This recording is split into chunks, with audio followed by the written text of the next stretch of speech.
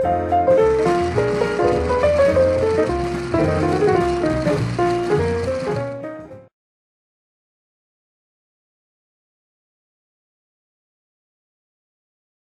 nome é Manuela Martins, eu sou mestre em Direito, agora é formalmente, né? Está aqui meu e-mail, vocês podem me contactar sempre que precisarem, estarei às ordens. Bom, enfim, hoje me coube falar sobre enfiteuse. Vocês vão observar no meu trabalho que eu não me restringi à enfiteuse. Eu falo também sobre o uso do solo, tá? Sobre direito de superfície, que é um tema recente, porque a enfiteuse, ela acabou, ou melhor, não se pode constituir novas enfiteuses, tá? Só ficam as que já existem. Mas aí o Código Civil de 2002 veio ressuscitar a questão do solo, né? do uso do solo. Então, eu fiz um paralelo entre os dois, que nós vamos ver no decorrer da aula, para vocês entenderem o que é isso. É claro que o Instituto da Enfiteuse, ele tem um contexto, no momento histórico que ele foi criado, que ele foi pensado, ele atendia a um contexto daquele momento. Mas isso é coisas do direito, né, de perpetuar institutos, né? Se deixar perpetuar institutos. A coisa atende a um pressuposto de um momento histórico, de repente não atende mais ao pressuposto de outro momento histórico e ele se mantém. Então, assim, quem lida com imóveis, como vocês lidam, com certeza, muitos de vocês já se depararam com a enfiteuse. Quem aqui já? Todos já se depararam. Ainda mais na cidade do Rio de Janeiro, que eu acho que o que tem mais aqui são enfiteuses, né? Se não me falha a memória, o Largo da Carioca inteiro, né? Pertence... Botafogo vai estar... Botafogo tem a família Bittencourt, eu lembro, tem uma família... Oi? Silva Dutra, Bittencourt... Silva Porto, Bittencourt, Oi? Olha só. Não, a enfiteuse não se constitui, ele só se constitui no ente público pela União, tá? Não tem prefeitura, não tem governo do Estado, só União. Aí quando fala terreno de marinha, terreno de não sei o quê, na verdade você está se referindo a terrenos da União. Então, como vocês se depararam com o Instituto da Enfiteuse, eu só vou... Claro. Copacabana, não, se eu falo alto, eu falo alto. Não, é porque... Peraí, tu tem que colaborar comigo. Vamos ser parceiros aqui. Eles estão gravando, não vão ficar me gravando sozinha, não. Eu não sabia. Tem imóveis em Copacabana que você paga 7,5% de laudêmio. É 5% para a União e 2,5% para a Prefeitura. Ah, tá. Aí são um convênio entre a União e a Prefeitura, mas não é que a Prefeitura seja detentora da enfiteuse. Não é que a Prefeitura seja detentora da enfiteuse. A detentora da enfiteuse é a União. Isso deve ser um convênio entre a União e a Prefeitura, tá? Bom, mas aí o Instituto da Enfiteuse, ele vai ser instalado no Brasil por uma questão histórica importante que, inclusive, era o uso da terra, por quem não era proprietário dela. Entenderam? Então, tinha até uma função... Eu adoro quando eu leio essas histórias, porque eu fico questionando o próprio contexto histórico, né? Porque para justificar, todo mundo tem uma boa história para contar. Né? Eu fico assim, será que era isso mesmo? Na verdade, para justificar, mas o que eu posso fazer? É o que está escrito, né? Bom, a enfiteuse é oriunda da Grécia por volta do século V antes de Cristo. Antes. 500 anos antes de Cristo. E influenciou sobremaneira o direito romano. A sua evolução se deu pela necessidade de prender o lavrador à terra por ele cultivada, mas pertencente à terceira pessoa, impossibilitada de explorá-la diretamente. Portanto, a enfiteuse traduzia-se no direito de cultivo do campo alheio, mediante pensão anual, com aproveitamento amplo similar ao que teria o proprietário, sendo, no entanto, vedada a destruição de sua substância. Esse conceito se mantém basicamente até hoje. Tá? Não mudou, não mudou. Às vezes é muito difícil. Bom, aqui alguém aqui é formado em Direito? Não. Tem alguém formado em Direito? Estuda Direito? Eu digo que, às vezes, até para quem estuda Direito, tem dificuldade de entender o conceito. Mas eu acho até que vocês, pela experiência de vocês, têm mais facilidade de entender o conceito, né? Do que é a enfiteuse. Bom, essa característica sofreu um golpe decisivo, conforme o artigo 2038 do novo Código Civil, que já está ficando velho, porque ele é de 2002. Nós já estamos em 2015, está adolescente.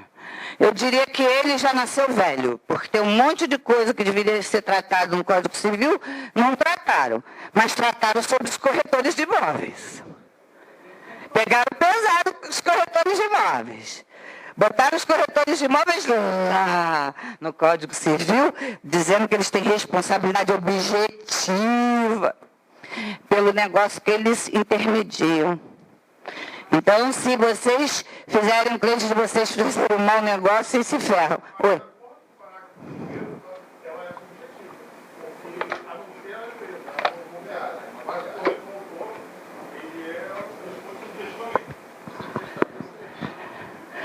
Olha só. Olha só.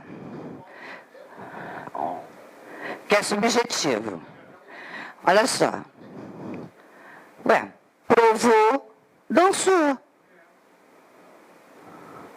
Mas é a categoria profissional que está elencada no Código Civil. Única. É única. É a única categoria profissional. Bom, agora o Paulo Xavier eu amo de paixão, adoro o Paulo Xavier, entendeu? Mas eu...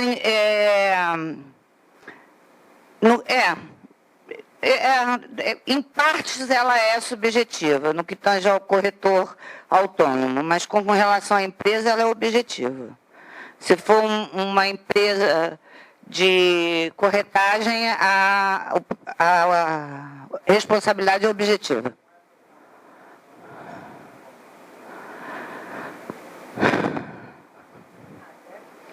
Olha, provavelmente deve ter algumas, né? Porque o que tange a empresa é a mesma coisa. Porque o corretor individual, você tem que mostrar que ele não prestou com probidade o serviço, prestou com má fé e tal. Então, você tem que fazer prova. Já a empresa, não. O que cabe à empresa é pagar o dano e entrar com uma que a gente chama de ação regressiva contra o corretor que deu causa ao prejuízo. A empresa pode fazer isso. Tá? Então, além de demitir o corretor, ele vai perder o emprego, ela ainda pode promover ação regressiva para que o corretor ressarça o prejuízo que a empresa teve de cobrir. Peraí, não, olha só, eu vou aí porque é o seguinte, eu já disse que vocês têm que ser solidários comigo. Como eles estão gravando a minha voz, eu não vou ficar falando sozinha. Olá, tudo bem? Seja bem-vindo. Obrigado, bom dia. O que eu estava dizendo é que, nesse caso da ação de regressão, aí a empresa que vai ter que provar a culpa para poder ser ressarcida. Sim, sem dúvida. Na ação... Gente, é um princípio... desculpa, não estou falando com o pessoal de direito. Quem alega a prova, tá? O único momento de inversão do ônus à prova é no Código de Defesa do Consumidor, mesmo assim você tem que pedir a inversão do ônus da prova, e no direito do trabalho algumas questões que inverte o ônus da prova. Tá? Você alega e o empregador é que vai ter que provar que não era aquilo. Mas isso tem a ver com igualdade material, enfim. Claro, a empresa vai ter que mostrar que o corretor é que causou o dano, sem dúvida nenhuma. Mas, gente, se a gente ficar nisso, a gente não sai disso daqui. Claro que só vai pagar quem tem dinheiro. Se você não tiver, é aquele famoso que ganhou, mas não levou. Se não tiver o que executar, você vai levar o quê? Desculpa, por quê? Eu te magoei? Fui eu quem disse que só vai cobrar de quem tiver dinheiro. Ué, mas olha só, eu tive um grande mestre do qual eu sou discípula, Celso Renato do Vivier de Albuquerque Melo. A Rua do Vivier, em Copacabana, era o tio dele. É da família, faz parte. Ele dizia uma coisa certa, o direito civil só serve para quem tem patrimônio ou dinheiro, não serve para mais nada. Se você for olhar todo o Código Civil, tirando a parte que ele diz quem são pessoas, sobre capacidade, o resto tudo, você está discutindo quem tem patrimônio, quem tem dinheiro. Fora disso, se você não tem patrimônio e dinheiro, aquilo que está lá no Código Civil não te interessa nada. Oi? Vai para o Código Penal. Poxa vida, mais ou menos assim. Óbvio que a gente tem o famoso ganhou, mas não levou, né? Porque você pode entrar com uma ação, mas aí eu estou falando como advogada, né?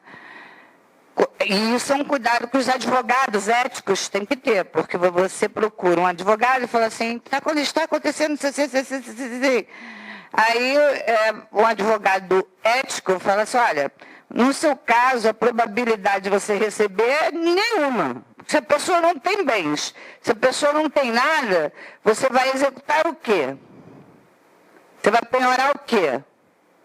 Claro que nós temos umas saídas, tipo teoria da aparência, então cuidado com o que vocês botam no Facebook, tá? Porque o pessoal bota foto com carrões, viajando pelo mundo e diz que ganha salário mínimo. Ah, me poupe, né? Aí a gente vai por outro viés. Bom, quando eu falo que ela sofreu, né, o Código Civil fica proibida a constituição de efteuses, subenfiteuses, subordinando-se às existentes até a sua extinção, às disposições do Código Civil anterior, que é de 1916. Então, na verdade, no que tange a enfiteuse, o Código de 1916 não está valendo. As enfiteuses que estão aí. Isso é para vocês verem como dá trabalho ser advogado, né? Porque tem gente que acha que advogado nasceu sabendo isso tudo, né? Pô, mas isso tudo de honorários? Nós nasceu sabendo isso tudo. Poxa, mas eu lembro de um cliente que eu tive, que eu cobrei um valor, mas isso é preço de um cardiologista? Eu falei assim, pai, o que o cardiologista é mais importante do que eu? Isso é para muito bem, a próxima vez eu vou falar assim, vai pedir o cardiologista para responder a questão, né? Bom, as leis posteriores. Bom, importante enfatizar que a partir de 2003 não é mais possível a enfiteuse, no entanto, contratos existentes com vigência legal e que produzem efeitos jurídicos. Se o tema está morto no novo Código Civil, ainda persistirá na realidade jurídica, enquanto não cessar a última enfiteuse existente no mundo fático, o que pode perdurar décadas e sucessões. Porque a enfiteuse, como um direito real, ela vai para os sucessores. Né? Perpetuando eu não digo não, porque as pessoas morrem. Mas aí tem... Sim, mas chega uma hora que acaba não tendo mais herdeiro nenhum. Eu já entro nesse processo, né? Não, aí não fala isso, não, porque senão fica esquisito. Fala. Se não me engano, a Silva Porto é uma subenfiteuse. Você pode me falar sobre isso? Uma subenfiteuse? Uma subenfiteuse é algo que já foi transmitido para um outro. A gente se tornou uma subenfiteuse, entendeu? Porque eu posso transferir essa enfiteuse, tá? Peraí, deixa só ele acabar aqui de perguntar. O raciocínio dele. Eu poderia procurar a origem dessa... Deveria. Deveria, porque, na verdade, essa história toda da enfiteuse vem da história das Seis Marias. Começa lá na Capitanias Hereditárias. Resolveram fatiar o Brasil. Vou começar a contar um pouco de história. E aí fatiaram o Brasil e criaram as Capitanias Hereditárias. Isso lá atrás. Numa proposta e aí, de desenvolvimento dessas regiões. Tá? Então, deram essas capitanias a determinadas famílias. Algumas capitanias se desenvolveram, as famílias desenvolveram aquelas capitanias. Outras foram abandonadas e se tornaram o que a gente costuma chamar de terras devolutas. Tá bom? Terras devolutas, terras de ninguém. Vamos falar assim. Isso tudo foi dando origem a Seis Marias, que eram essas terras devolutas que eram entregues a outras pessoas. Isso seria uma subenfiteuse, entendeu? Que originariamente você tem que foi abandonada, se torna terra devoluta, e aí é entregue através das Seis Marias, que já é uma coisa mais recente, a uma outra família.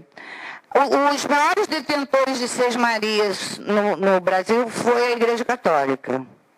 Tá? Então nós vamos, por exemplo, na cidade nós temos várias. Convento de Santo Antônio, aqui no Largo da Carioca, Convento de São Bento, a Terceira, nós temos várias.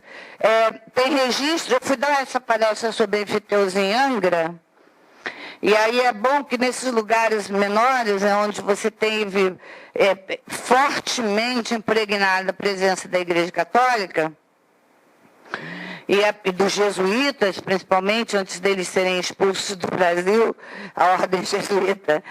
E aí, lá teve um rapaz, inclusive, que me contou uma história sobre umas terras lá em Angra, que eles foram descobrir os documentos originais das terras num convento em São Paulo, né, que pertencia a uma ordem que se estabeleceu ali em Angra. Eles saíram de Angra e continuaram detentores daquilo dali. Tá bom, gente? Então, isso não é incomum no Brasil. É muito comum no Brasil. Assim, às vezes é difícil explicar isso para um estudante de direito e fácil explicar para vocês, né? Porque vocês lidam com isso tudo. Mas é importante também conhecer historicamente como é que isso se constituiu, para vocês entenderem que não é uma coisa assim maluca. Naquele momento histórico se fez necessário. Né? Hoje realmente é uma coisa assim, anacrônica. Né? Você falar em enfiteuse é anacrônico. Está fora completamente do seu tempo, né? Do contexto histórico. Por isso que o Código Civil, ora em vigor, veio e acabou com a enfiteuse. Mas a ideia que dá uma enfiteuse também persiste, em parte, no direito de superfície. Por isso que eu fiz a comparação. Porque hoje nós não temos mais a enfiteuse, mas nós temos o direito de superfície. Servia a enfiteuse para proprietários que não possuíam condições de explorar e cuidar do bem imóvel. Dessa forma, contratavam com outrem, né, com outra pessoa, o enfiteuta para explorar suas terras. Cadê meu... Quando a gente fala que a enfiteuse não tem mais, quando hoje o Congresso, ou, enfim, meio ambiente, o que for,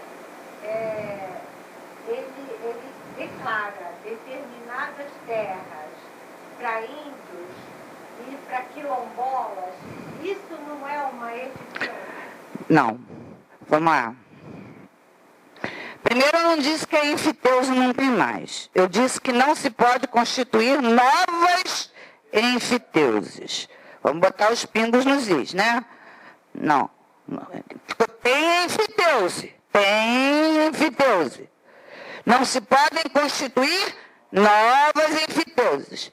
Mas as que existem têm que ser respeitadas, né? São contratos. Princípio dos contratos. Quando você está falando das terras dos índios, dos quilombolas, é outro contexto. Outra história totalmente diferente. Aí você está falando de preservação cultural de uma etnia, de uma determinada etnia, de determinado grupo social que existe no país. Não, a questão não é ser a favor ou contra, não, porque a lei todo mundo tem que se curvar diante disso. Não, não é enfiteuse. Não é. É outra coisa. É preservação de uma etnia. É preservação da cultura, do patrimônio cultural do país. Né? Antes de qualquer um de nós chegarmos aqui, os índios já estavam aqui. Né? Não é verdade? Os negros que fugiram da escravidão com todo o direito de fugir, né? Criaram lá seus redutos e esses redutos têm que ser respeitados como a cultura que eles desenvolveram, porque eles acabaram se isolando. Então, isso é discurso histórico, isso não é enfiteuse. Isso daí é um direito constitucional garantido a grupos sociais. Ok? Até porque, pela própria formação dos índios, eles precisam de muitas terras. Porque eles não cultivam, poucos cultivam. Eles trabalham com a ideia de sobrevivência deles é com caça e pesca, né? Então, outra coisa, nós temos Estatuto do Índio, tem lei própria. Então, não vamos misturar as situações, não. Diferenças entre enfiteuse e direito de superfície. A enfiteuse, obrigatoriamente, era perpétua. Olha que interessante. Por isso que a gente não vai conviver com a enfiteuse durante muitas décadas. Porque ela era perpétua. Então, quando não tiver mais nenhum herdeiro, né? Não, quando não tiver mais um herdeiro, acabou a enfiteuse. Olha só, não passa por união. Vamos lá. E aí a gente vai falar de direito sucessório? Vamos lá. Não, mas vamos. Uma coisa puxa a outra. Eu estou aqui para trazer informações para vocês. No direito sucessório, nós temos uma linha de... A lei elenca como é que se dá a ordem de vocação hereditária, é assim o termo. Ordem de vocação hereditária. O próprio Código Civil diz lá como é que vai herdando, né? Uma classe elimina a outra, uma classe elimina a outra. Quando não se tem mais nenhum herdeiro conhecido ou enquadrado dentro daquele contexto do Código Civil, os bens passam ao município. Então, nesse sentido, há a possibilidade do município, num exercício de futurologia, estou aqui num exercício com vocês, do município acabar se tornando dono de uma enfiteuse, porque é um direito real, né? Apesar que eu entendo que ela se extingue, ela acaba. Apesar dos bens passarem ao município, ok? Mas já se transferem ao município de uma outra maneira, tá bom? Isso é um entendimento. Deu para entender, gente? Deu para entender, né? O direito de superfície não pode ser perpétuo. Primeira diferença. Enquanto a enfiteuse era perpétua, o direito de superfície não é perpétuo. E essa diferença já mata qualquer coisa, né? A enfiteuse obrigatoriamente era onerosa, ou seja, você tinha que pagar para usar aquelas terras, né? O laudêmio, o famoso foro, né? Que nós todos conhecemos aqui. O direito de superfície pode ser sem ônus. Pode ser. Não é sem ônus. Pode ser sem ônus. Eu posso dar o direito de superfície, né? Vamos lá, eu tenho terras, não posso explorá-las, faço contrato de direito de superfície, não é isso? Mas eu posso fazer sem ônus nenhum para a pessoa. Ou não, tá? A enfiteuse era exclusiva de solos não cultivados e de terrenos dedicados à edificação. Então, não se constitui a enfiteuse, ou nem se constituía a enfiteuse, em áreas construídas ou em áreas cultivadas. Ok, gente? Isso não se constituía. Porque se ela era construída ou cultivada, no ao que se falar, perde o objeto até do que se pressupõe ou que se queria com o Instituto da Enfiteuse. O direito de superfície permite muito mais. Nesse último ponto é importante uma observação. Espera aí. Eu tenho que achar o negocinho agora. Estou falando que esse negócio de microfone acaba comigo. A enfiteuse teve importância histórica. Sua finalidade era, em grande parte, favorecer o aproveitamento das terras incultas e de terrenos baldios, terrenos largados. É possível imaginar a necessidade de ocupação do território no Brasil colônia, ou mesmo em décadas recentes. E a enfiteuse era um dos instrumentos jurídicos incentivadores da interiorização do povoamento, se levar o povo para o interior. No entanto, tal necessidade não é mais primordial, sendo inclusive questionável a abertura de novas fronteiras agrícolas no Brasil. Só botei aqui para ilustrar. Porque, por exemplo, alguém falou em preservação ambiental, alguém falou em índios e tal. Gente, hoje o nosso olhar sobre a exploração do solo é outro. Ninguém quer que vá lá desmatar a Amazônia, quer? Não, né? Ninguém quer isso. Não, no Chile não, né? Em outro momento, sim. Bom... mais importante é debater a urbanização das cidades e, para tanto, maior papel tem o direito de superfície, como uma roupagem urbanística. Tanto é assim que, mesmo antes do novo Código Civil, o Estatuto da Cidade, lei sancionada em 2001, que eu acho que vocês já conhecem, se não conhecem, deveriam conhecer, já introduziu o direito de superfície na política urbana brasileira. Porque o direito de superfície ele trabalha com política urbana, diferente da enfiteuse. É porque hoje em dia vocês se deparam com a enfiteuse em áreas construídas, altamente povoadas, né? Botafogo, centro da cidade, Copacabana, né?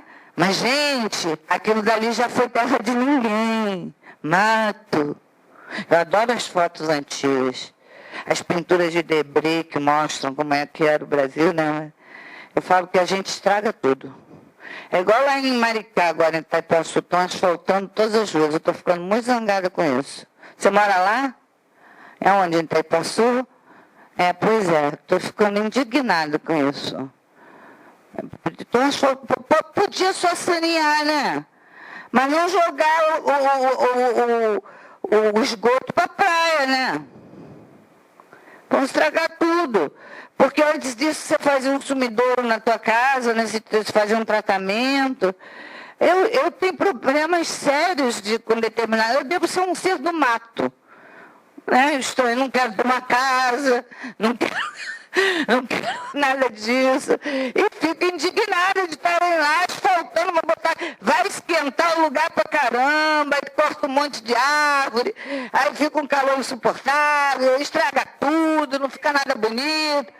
Fica um monte de gente, não tem problema nenhum com relação a gente. Mas um monte de gente mal educada é tenebroso, né? Eu tenho contra gente mal educada. Joga lixo no chão, né?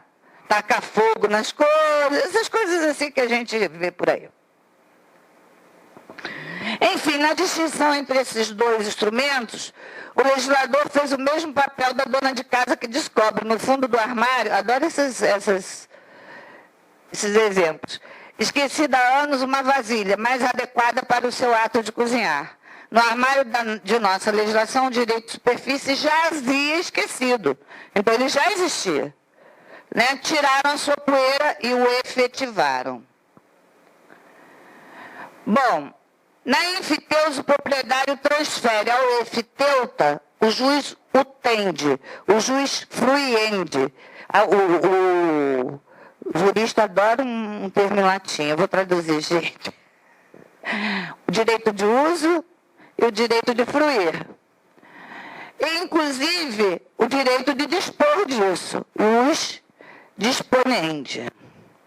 Isso porque o efiteuta pode também alienar seus direitos. Entra uma subefiteuse. Também, né?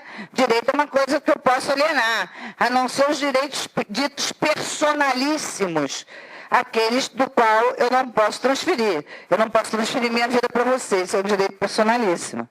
Né? Um exemplo, assim, bem drástico para ficar... Então, vamos lá.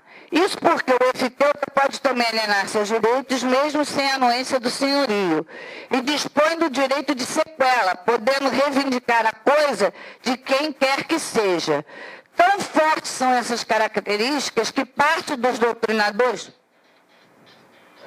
consideram o efiteuta também um proprietário. Consideram o efiteuta também um proprietário, que contradiz o novo Código Civil, que veda a coexistência de dois direitos de propriedade sobre a mesma coisa. Então, o efiteuta não tem um direito de propriedade, tá? Ouviu, gente? Porque a propriedade só pode pertencer a uma pessoa, ou a um conjunto de pessoas, em condomínio, né? Se não tem a propriedade, o efiteuta possui, porém, o chamado domínio útil. Ele pode usar, ele pode fruir, ele pode expor. Está claro isso para vocês? Com poder jurídico sobre coisa de outrem, pode usufruir do bem de forma completa. Pode aliená-lo a título oneroso ou gratuito, pode transmitir por sucessão hereditária, sempre sob o domínio direto do senhorio. Senhorio é assim o nome que se dá a quem é o proprietário da terra que foi dada em efiteuse. É um nome técnico, tá bom, gente? Dessa forma, torna-se a efiteuse um direito real sobre coisa imóvel, alheia. Se ela é um direito real, por isso ela pode ser transmitida por sucessão hereditária. Tá? Retira-se da coisa todas as suas utilidades e vantagens com a obrigação de pagamento ao proprietário de certa quantia anual. Então, sim, você pode usar, fruir, blá, blá, blá, blá, mas todo ano você tem que pagar uma quantia. E quando você transfere, mais uma quantia. Entenderam? De várias pessoas, né? Quando ela é sub-efiteuta, efiteuse, a primeira, a segunda, a terceira. Sim, claro que sim. Esses princípios são regidos no Código Civil de 1916, eu botei ali o marco legal para quem quiser consultar. Vale enfatizar que o artigo veicula certamente a característica mais marcante da enfiteuse e que ajudou a decretar a sua morte no novo Código Civil. O contrato de enfiteuse é perpétuo. A enfiteuse por tempo limitado considera-se arrendamento e como tal se rege. Tá? Se você tem um contrato, aí é interessante quando a gente fala de contratos, porque existe uma teoria dos contratos, né? Por aí, no mundo jurídico. E os contratos, eles podem ser nominados de uma maneira, mas dependendo do que eles, no mundo fático, no mundo real, eles se prestam, eles vão tomar outra forma. Eles vão ser entendidos de outra maneira. Então, poderia ter sido feito um contrato de enfiteuse lá atrás, com prazo determinado. Bom, mas a enfiteuse não é perpétua? Então, aquilo não é enfiteuse. Pode ter botado até o nome de enfiteuse ali. Mas não é. É arrendamento. Entenderam isso? E isso é um detalhe importante.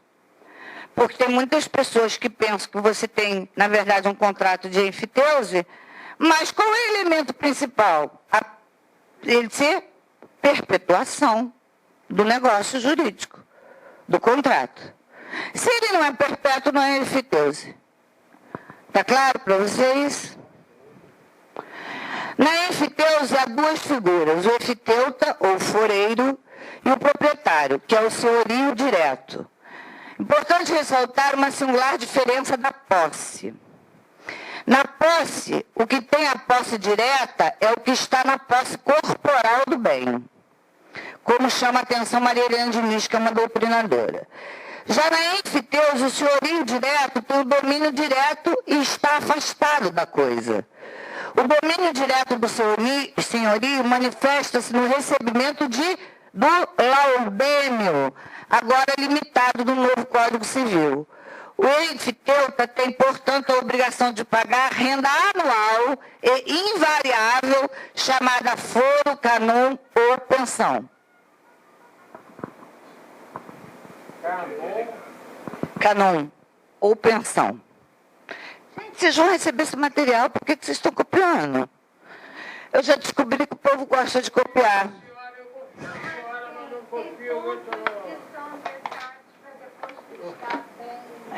Tá.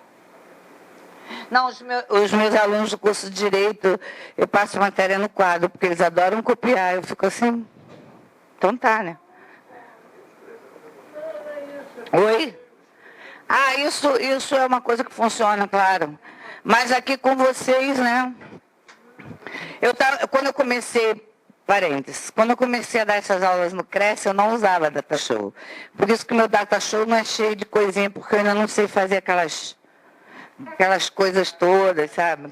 Jota, bota, sobe, vai para cima, que nem o Paulo Xavier faz, bota filminho. Eu não sei fazer isso. O meu é bem basicão mesmo, tá, gente? Então, às vezes, estão um furo, assim.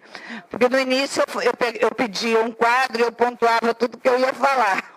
Fazia um roteiro, né? Bom. Tal relação perpétua somente pode ter como objeto bens imóveis alheios, sendo, portanto, um direito real imobiliário.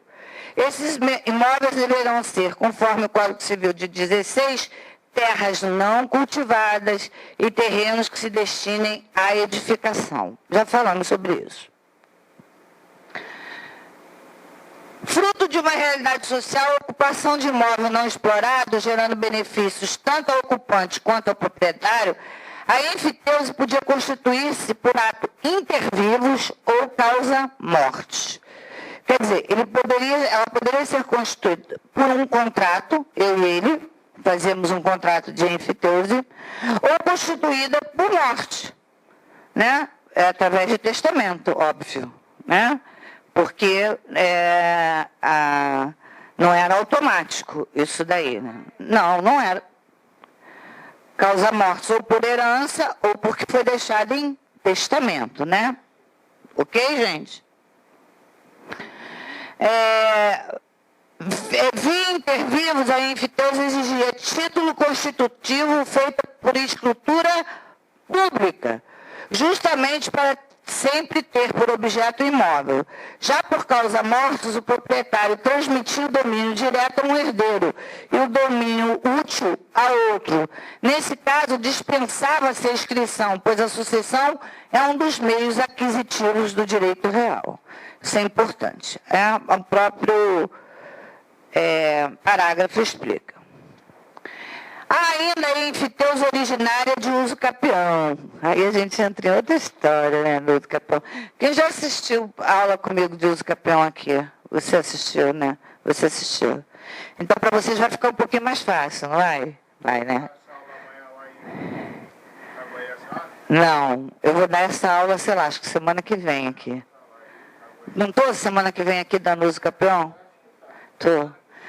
Eu estou. Semana que vem tenho que dar palestra na faculdade onde eu trabalho. Segunda-feira de Direitos Humanos, terça-feira de Sustentabilidade da Previdência Social, quinta-feira uso capião aqui, e sexta-feira eu estou em Itapiruna com o CRES também, não lembro qual é o tema. Então a gente vai indo, né? Porque fugir disso tudo...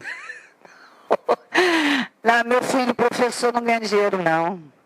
Professor não ganha dinheiro. Não, palestrante também não ganha dinheiro.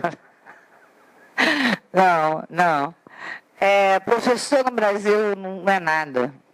Enquanto essa mentalidade não mudar, aí parênteses, né? O estagiário da Assembleia vai ganhar mais do que um professor que educa nossos filhos. Não, que país é esse? Então vamos lá. A ainda enfiteuse originária de uso capião, quando quem instituir a enfiteuse não for o proprietário do imóvel. Situação em que o enfiteuta adquire o direito real contra o legítimo dono, tanto por uso capião ordinário, tem justo título, quanto pelo extraordinário. Para quem fez aula comigo, o extraordinário é aquele que não tem justo título, você não pressupõe boa-fé, nada disso, né? E quando alguém possuir o bem aforado como enfiteuta, embora sem o título, mas pagando foro ao dono, gerando uso capião extraordinário. Eu sei que para quem ainda não fez uso capião, isso ficou meio complicado, então vamos uma explicação rapidinha. O uso capião é a aquisição de um direito real pelo decurso de tempo. Então nós vamos ter várias espécies de uso capião. Elas vão mudando de nome de acordo com o tempo que o direito exige para que você adquira aquele direito. Entenderam isso? Você trabalha com tempo, com tempo, com tempo. Então, nós vamos ter 5 anos, 10 anos, 15 anos, entenderam? Não, o maior tempo agora é 15. São 15 anos. Nós temos agora até um uso capião de 2 anos, que é o da Minha Casa Minha Vida, tá? Que é a história do cônjuge ou do companheiro, seja lá quem fez, compôs a renda, abandona o lar. Ok?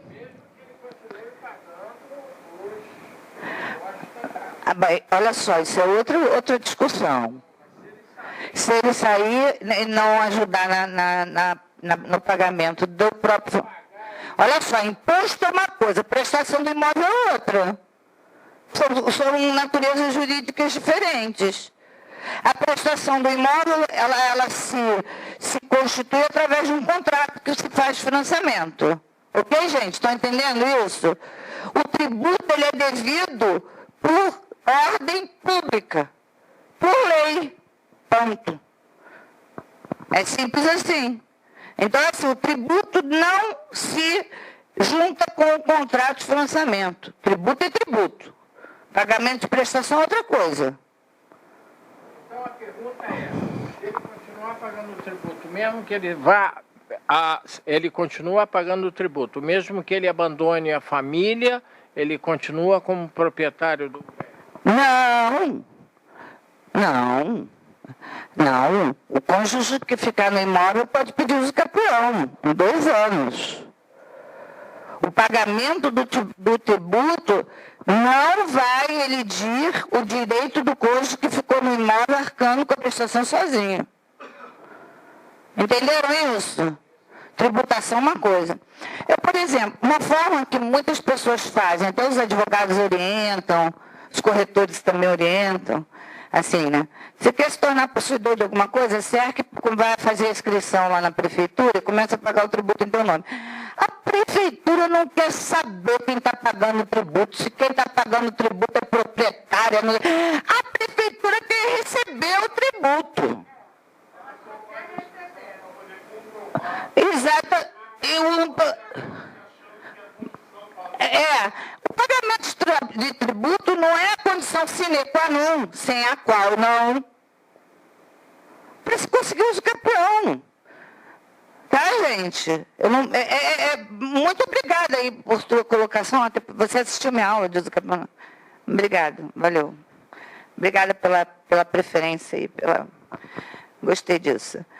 Gente, pagar porque, assim, como o Instituto da Posse é um instituto, às vezes, muito desconhecido, eu tive um juiz, uma vez, em Magé. Vocês conhecem Magé?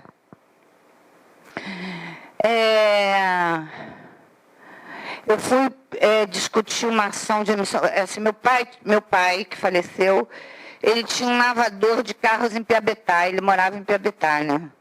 A gente gosta de um mato, né? Agora Piabetá está grande, está bonito, né? Mas aquilo era um mato. Então, assim, apesar que eu gosto tanto de mato, que quando eu morei na cidade do Rio de Janeiro, eu morava na subida do Alto da Boa Vista, na floresta. Meu negócio é mato. Então, assim, só para contar a situação para vocês. Meu pai faleceu, tinha uma pessoa no imóvel que ele estava, e na sucessão, a sucessão ela acontece no momento da morte. No momento da morte, No momento que o proprietário faleceu, imediatamente aqueles bens são transmitidos aos herdeiros. Essa história de inventário de partilha é só para formalizar, entenderam? É só formalização que a lei exige. Mas, no momento do falecimento, o patrimônio já se transfere aos herdeiros. Então, eu entrei com uma ação de emissão na posse. Essa é a ação pertinente, não é reintegração. Eu não tinha posse. Reintegração é se eu tenho alguma coisa e perco. Eu tenho que ser emitida na posse, porque eu nunca tive essa posse. Na verdade, só a dica para vocês, corretores, tem que aprender isso até para orientar bacana os clientes de vocês. Aí eu fui despachar com o juiz, lá em Magé. O juiz olhou para minha cara de cima e embaixo, até porque eu não uso taer, né? Eu não faço questão nenhuma de parecer advogada. Até porque eu sou, não preciso parecer nada. Né? Então, assim, ele olhou para mim. A doutora não é daqui de Magé, né? Eu falei assim, não, excelência, eu sou do Rio. Eu moro no Rio. Na época eu morava no Flamengo. Advogado da comarca da capital não sabe advogar posse. Ele teve arrogância de falar isso para mim. Destruiu o juiz em audiência. Assim, sem né? Porque foi uma arrogância dele. Aí eu falei assim, nossa excelência, não entendo a sua colocação, porque o que mais temos na Barra da Tijuca é posse. Ué, Barra da Tijuca é o quê? Rio de Janeiro, né? Rio de Janeiro. O que mais se tem lá é posse. É aquela região oeste toda, né? Então foi uma arrogância dele, ele depois me pediu desculpas. Por isso. Então, a posse é um instituto que ele envolve, ele é simples, mas, ao mesmo tempo, as pessoas complicam. Então, muito obrigado por você ter lembrado muito bem que o fato de eu pagar o tributo de um imóvel não me garante uso capir daquele imóvel. Nada me garante. Está claro, gente? Eu posso também nunca ter pago um tostão de tributo e conseguir o uso capião de um bem imóvel. Então, é o que nós em direito chamamos de natureza jurídica da coisa. Tributo tem uma natureza jurídica. Tá? Propriedade tem outra natureza jurídica. Aí você colocou muito bem, tem gente que vai lá, faz uma inscrição, a prefeitura quer mais receber. Pô, apareceu alguém para pagar, pô, que legal! Né? Aquele terreno estava lá largado, apareceu uma pessoa a fim de pagar IPTU, cara mais, faz a inscrição, emite o IPTU, a pessoa sai pagando aquilo ali, entra com uma ação de uso capião. Quando vai lá citar os proprietários, perde a ação. O proprietário vem, mas não tem tempo para isso. Porque o uso capião, a condição do uso capião é tempo. É tempo na posse, no pagamento de tributo. Entenderam? Tá só para a gente aqui. Quero deixar bem claro que eu não me importo nem um pouco sair de um tema para o outro, tá, gente? A ideia aqui é que todo mundo saia tranquilo e com o máximo de informação possível. Que horas são? Pô, nós ainda temos tempo para caramba de aula. É bom. Ai, meu Deus do céu. Nós vamos chegar lá. O foro remido é aquele que não precisa mais ser pago. Porque ele, de alguma maneira, foi... Porque a enfiteuse... Espera aí, só um minuto. A enfiteuse, como direito real que é, ela pode também ser renunciável. Entendeu? Mas, na Avenida Atlântica, por exemplo, tem alguns imóveis. Em Copacabana tem alguns imóveis na mesma quadra, que um prédio foi remido, acabou em enfiteuse, e do lado não. O que gera isso? Como é que isso pode acontecer? Oi, fala. Eu entendi. É isso que eu ia explicar para ele. Olha só, é porque se extinguiu a enfiteuse de alguma forma. Ela é perpétua, mas se não tem mais ninguém para herdar aquilo, ela acaba. Acabei de falar isso lá atrás. Né? Se não tem mais ninguém para herdar, ela acaba. Mas a Avenida Atlântica Peraí, gente. Para tudo. Vou começar de novo. Primeiro que não existe terreno de Marinha. É tudo da União. Bom, comecem a falar certo. Todo mundo fala errado, essa porcaria me irrita. União, união, união, união, união, união. Mas em município tem também. Ai, meu Deus do céu. Vai, fala, pergunta. Sim.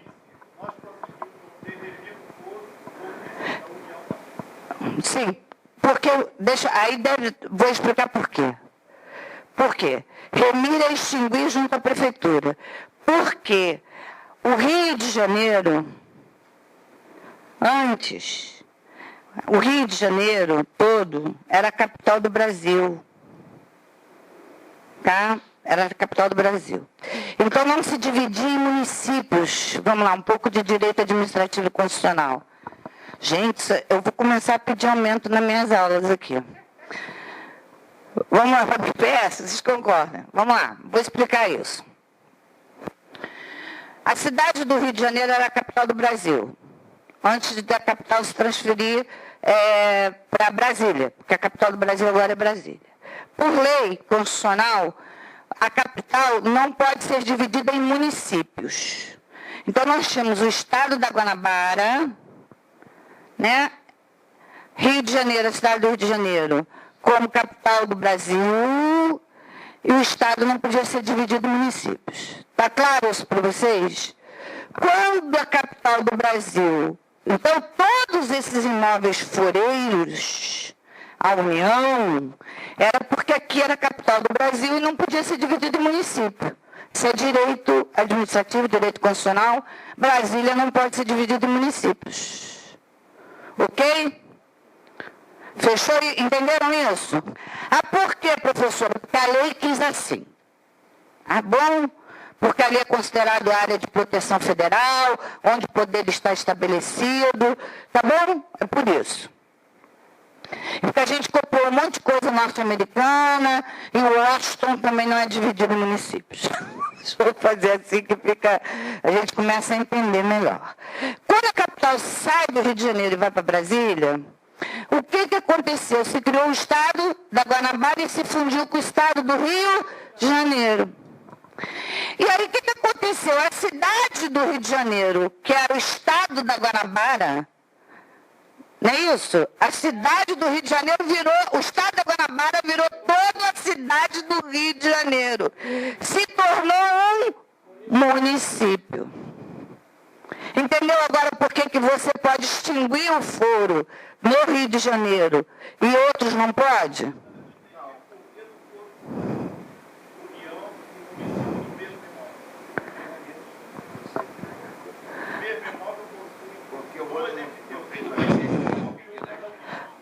Pode ser, porque não foi pedido o fim do foro, porque, na verdade...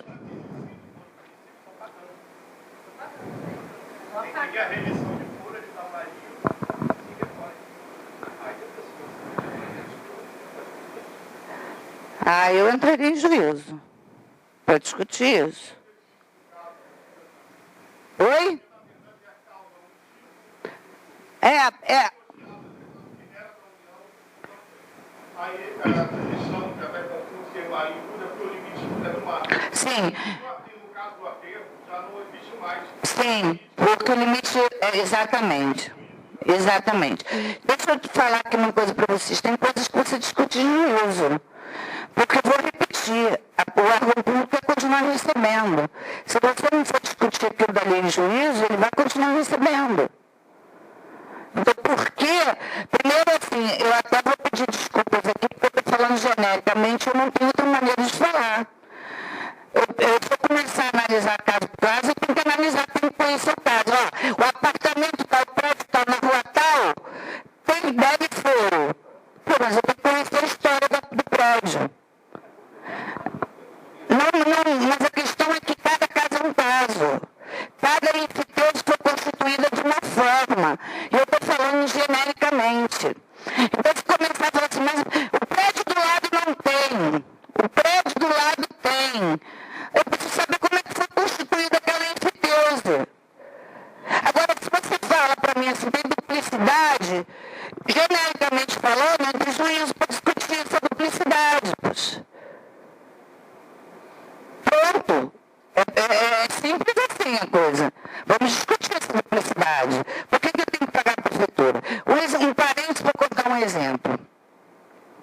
Vocês sabem que em muitas áreas do Rio de Janeiro, consideradas áreas de risco, o IPTU foi extinto.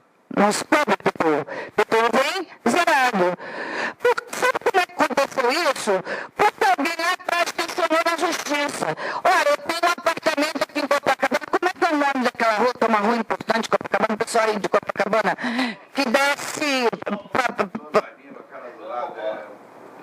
Tem uma ali que é, assim, é a subida da favela, logo depois do túnel, aquele túnel, né, São Romão. Sim, bom, não importa. Né? O Rio de Janeiro todo.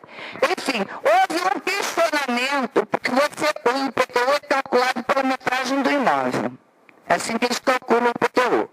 Aí você tem imóveis em Copacabana que é uma coisa de louco, que você não faz ideia do que é. Você entra ali dentro e fala assim, o que é isso aqui? Eu estou dentro de uma mansão. E é um apartamento. Né? Eu tive um apartamento que eu intermediei, não como corretora, como advogada, tá? A história que o proprietário teve um câncer, ia morrer, então antes que ele morresse, não complicasse no inventário, eu entrei fazendo uma transferência. Era um triplex em Copacabana, o prédio não tinha garagem. Mas não tinha garagem, porque antigamente as pessoas não tinham carro, assim, né? Ninguém construía prédio com garagem. Vocês vão pegar os prédios mais antigos, eles não têm garagem. Porque não era assim, né? A gente não tinha carro, assim. Então, esse Copacabana tem umas coisas de louco, né? Você entra os apartamentos, assim, que inacreditáveis. Como o Flamengo tem, ali na Rua Barbosa, que é uma coisa, assim, absurda. E aí, absurda para mim, né? Porque eu acho assim, fico... Meu Deus, por que as pessoas moram num lugar tão grande? A gente precisa, eu fico com medo, porque eu gosto de escutar os sons da minha casa, né? Imagina se morar num lugar de 800 metros quadrados. Mas isso é loucura da minha cabeça. Então, aí você tinha aqueles prédios, aqueles apartamentos espetaculares, de 600 metros quadrados de apartamento, 400 metros quadrados de apartamento, que a prefeitura, principalmente quando a prefeitura pegou aquele valor venal que era ínfimo, e resolveu reajustar para um valor de mercado. As pessoas um pouco mais antigas lembram disso, né? Foi um choque, assim, de um dia para o outro, né? De um ano para o outro. E calculou ali em cima da metragem do imóvel do valor comercial. Ora, se entrou na justiça o seguinte, tudo bem, eu tenho um imóvel de 600 metros quadrados na Rua Tal, em Copacabana litorânea, no Tapará, Copacabana cantada no mundo todo, só que meu imóvel está desvalorizado, eu não consigo vender meu imóvel porque simplesmente é a subida da favela, tem tiroteio, o pessoal monta barraquinha, fica aquela sujeira toda. E ganharam na justiça. E as pessoas foram ganhando na justiça, e a prefeitura começou a isentar ela mesma. Como área de risco, tirar o IPTU. Entendeu? Então, assim, a mesma coisa eu estou falando com relação a foro em duplicidade. Como o que eles chamam de marinha, é só para explicar que tudo que falam que é terreno de marinha, que é terreno de... é da União, viu, gente? Ouviu? É da União. Isso que você colocou muito bem no Flamengo por conta do aterro, como é calculado pela linha, essa coisa é muito louca. Quantos nós, não sei o que lá, é um cálculo maluco. Como se a gente ainda medisse a linha da batida da onda, da quebrada da onda, como se media no século XVIII. Com nós literalmente, amarrava a corda, fazia um monte de nós e ia medindo a linha do quebra-mar. Fala. É náutica. Peraí, isso merece ser gravado, porque é uma medida náutica. Uma vez eu estava dando aula de constitucional, estava falando isso para meus alunos, eu tenho um amigo engenheiro naval, eu para ele, da hora, falei, me explica o que é isso? Nó vale 1,852 quilômetros. Olha, viu? 1 quilômetro e 82 metros, é isso? 1 quilômetro e 152... Quase 2 quilômetros. Ah, tá. 1 quilômetro e 852 metros. causa disso, é fazendo nó na corda prevendo, né? Era adorei isso. A mãe era prima de antigamente. Não, e aí tem uma história assim de pré-amar, de alta... Gente, fala sério, não dá pra mim, né? Tem que ser um perito. Eu não consigo. Eu não entro nem dentro do mar, porque eu tenho medo danado dele, quanto mais ficar fazendo essas contas. Posso? Peraí.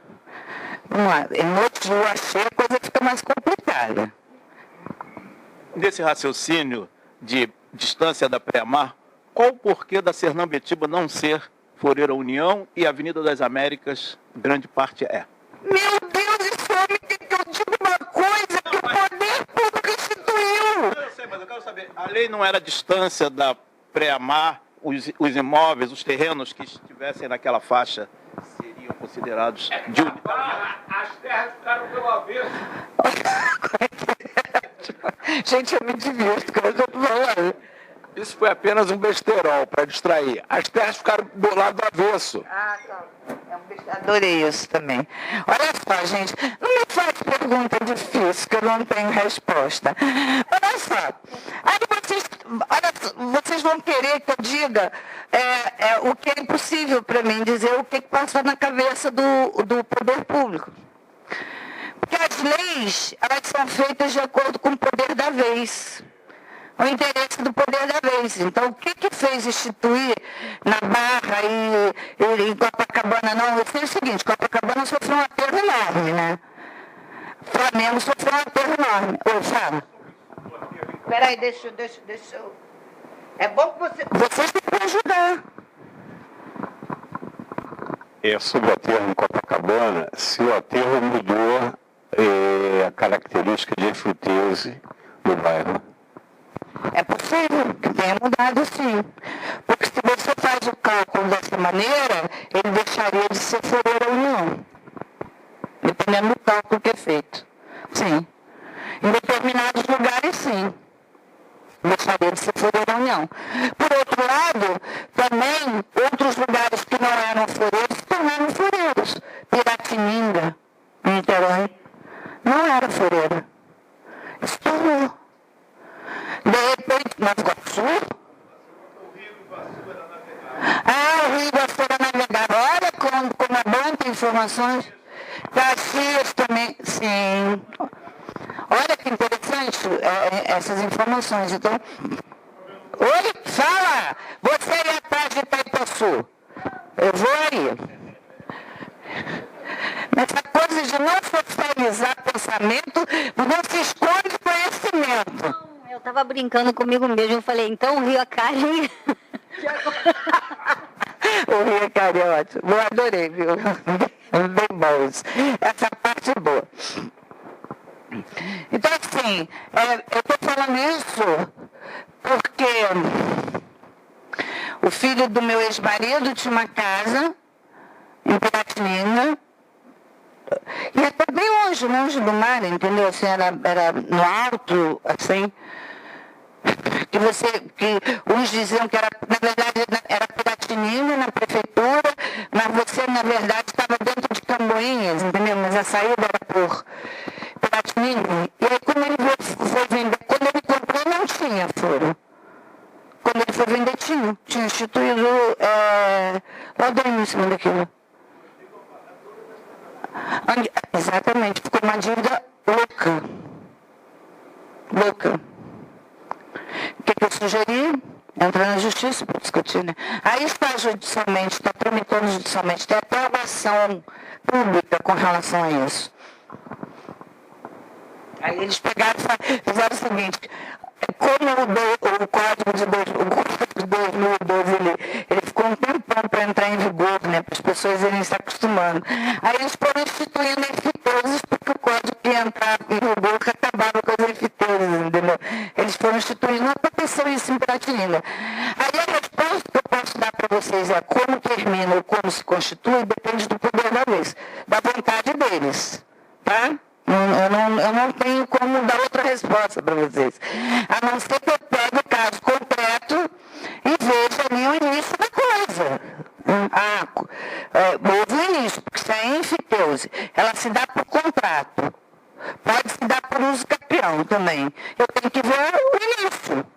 Se eu não tiver a informação do início da coisa, eu não posso desenvolver o silogismo, vamos dizer assim, né? Eu não posso desenvolver o raciocínio em si. Então, por enquanto, a gente está falando genericamente, né?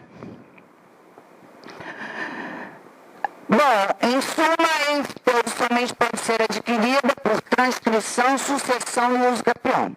Tá bom, gente?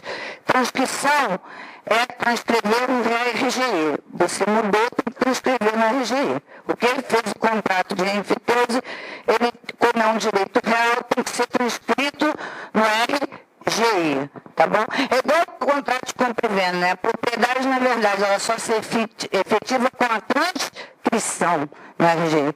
Tem muita gente que não sabe disso. Acho que pelo simples fato de ter feito a escritura lá no cartório de notas, que se tornou proprietário, não. A propriedade ela só se transfere com a transcrição no RGE. Se me perguntarem por quê, porque a lei quis assim, o poder da lei quis aqui, sistema cartoral que veio de Portugal, blá, blá, blá, blá, blá. Bom? Já a extinção da ênfitose ocorrerá pela natural deteriorização do prédio aflorado. Gente, se o objeto acabou, acabou. Conforme preceito o artigo 692, quando chegue a não valer o capital correspondente ao foro e mais 1/5 deste, nesse caso, a ênfitose reverte-se em proveito do senhorio, a não ser que o foreiro decida reparar o prédio às suas expensas. Tal deteriorização gera perda de danos se originária de ato culposo do foreiro. Então, você tem um bem que é foreiro. Se você deixa se deteriorar, você vai ter, e a coisa acaba, cabe perdas e danos. Tá? Por quê? Você tem a obrigação de cuidar do bem também. Você tem o direito de usar, fruir, gozar da coisa, mas você também tem a obrigação de cuidar da coisa, da preservação. Outro motivo de extinção é a sentença judicial que decrete comício contra o foreiro nos casos de dívidas da pensão por 3 anos consecutivos, caso não haja cláusula contratual judicialmente que a impossibilite. Cabe ao senhorio indenizar o foreiro pelas benfeitorias necessárias. Então, a ênfitose também termina se não se pagar o senhorio, né? E aí, o senhorio também indeniza o foreiro pelas benfeitorias que ele tenha feito no bem. A fim da ênfitose também pelo falecimento do ênfiteuta, que não tiver herdeiros. Eu estou falando isso desde o início nessa aula, né? Que não tiver herdeiros, resguardado o direito de eventual credor de continuar com o aforamento até a liquidação dos débitos do decujos ao falecido. Mais uma palavrinha latina aí que o pessoal adora. Se este não deixar outros bens, esse caso de fim de ênfitose gera o retorno de direito real ao senhorio direto. Ok, gente? E morreu todo mundo do senhorio direto também. Não tem mais herdeiro nenhum. Para a prefeitura. Para o município. Para a prefeitura não, para o município. Porque é assim que está no Código Civil, tá bom, gente? Na verdade, eu estou falando dessas ênfitoses criadas por contrato. Né? Eu não estou falando das ênfitoses criadas pela União. Pode ficar extinta a ênfitose pela confusão, ou seja, quando as condições de senhorio e ênfiteuta se reúnem na mesma pessoa. É o caso, por exemplo, do ênfiteuta que se torna herdeiro do senhorio. Exemplo, se confunde na mesma pessoa. Né? Eu tenho a ênfitose de um bem e eu me torno herdeiro desse bem. Por testamento, ou por vocação hereditária. Se eu me torno herdeiro desse bem, houve uma confusão. Você não sabe mais quem é ênfiteuta ou senhorio. Os dois são a mesma coisa, se extingue a ênfitose. O exemplo básico no direito civil como se diz, a doação e o usufruto. Na morte de um dos dois,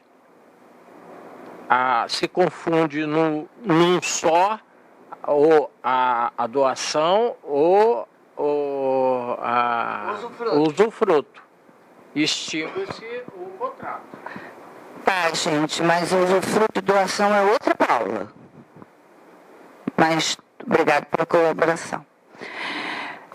Outros casos de fim da enfitose estão na perda da nacionalidade brasileira, no perecimento do prédio aforado, pelo uso capião do imóvel enfitêutico nos moldes do artigo tal do novo Código, e finalmente pela desapropriação do prédio atrasado, caso em que o enfiteuta terá direito a receber indenização da qual deduzir-se-á o que se deve pagar ao senhorio direto. Vamos começar por partes. Perecimento do prédio para a perda da nacionalidade brasileira. Vamos começar pela perda da nacionalidade brasileira. Porque só pode ser enfiteuta quem tem nacionalidade brasileira. Outro detalhe, né? Olha que doida. Isso. Bom, o brasileiro nato, em tese, nunca perde a nacionalidade brasileira. A nacionalidade é um direito fundamental, o direito de nacionalidade é um direito fundamental, é inclusive um direito humano. Só quem pode perder a nacionalidade brasileira é o brasileiro naturalizado. Tá? Ele pode perder a nacionalidade brasileira de acordo com as condições estabelecidas na Constituição, né? Por motivo grave, enfim. Ok?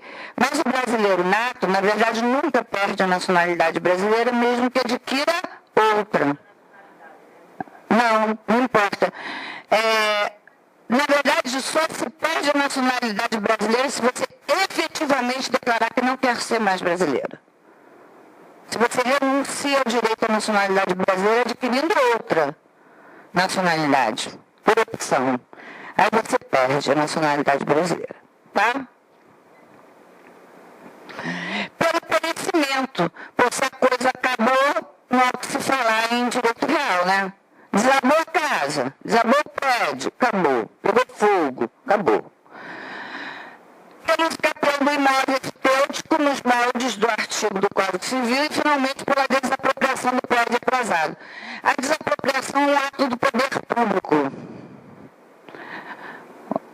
O poder público está lá no artigo 5º da Constituição, do inciso 22 em diante, ele vai falar da questão da função social da propriedade e tal.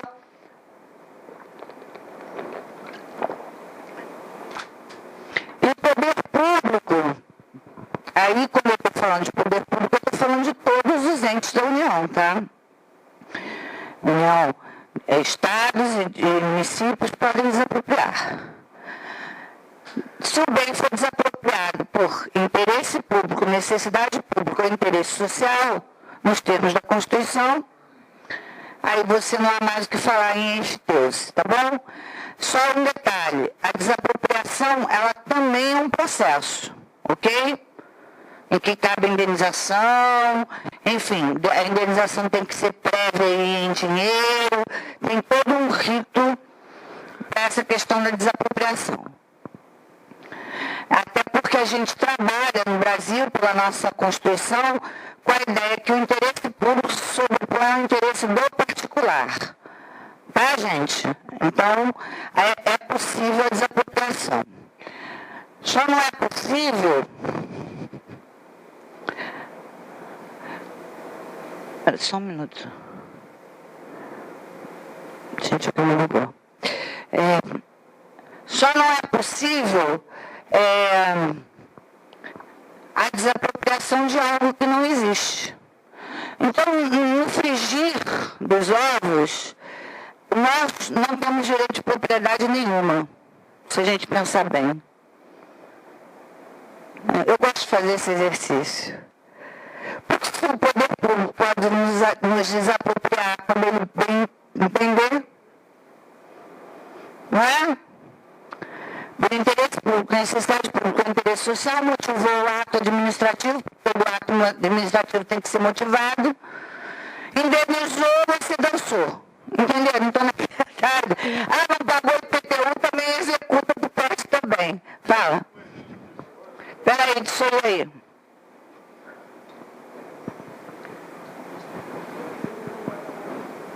Um exemplo bem esdrúxulo disso agora é a Prefeitura do Rio desapropriou lá aquele terraço atlântico sobre as ondas, a HELP, tudo de uma família só, para construir o MIS, numa época em que se está revitalizando o porto, que poderia colocar aquilo aqui, não precisava tirar a propriedade de ninguém. Pois é, mas aí...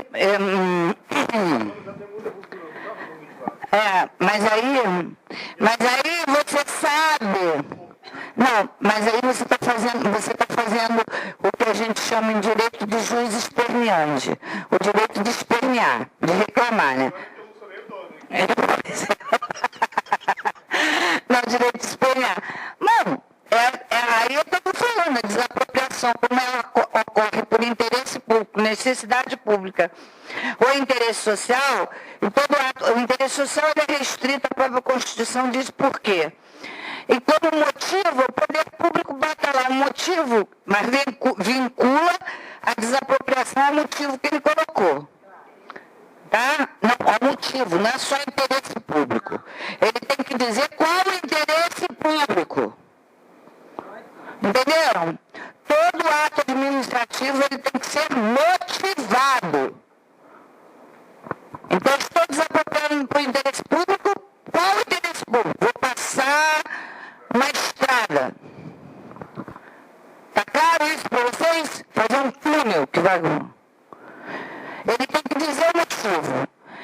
E aí essa desapropriação fica vinculada ao motivo.